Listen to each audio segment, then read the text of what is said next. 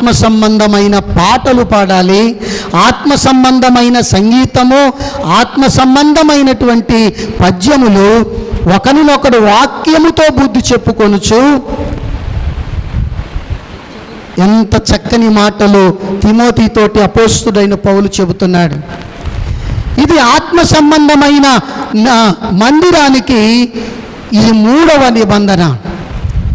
ఆత్మ సంబంధమైన మందిరానికి ఉండవలసిన 3 లక్షణాలు.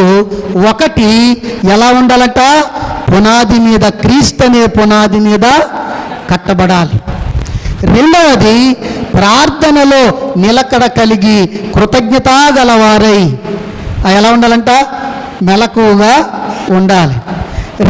మూడవది, ఆత్మ సంబంధమైన సంగీతములతోనూ పాటలతోనూ పద్యములతోనూ దేవునిని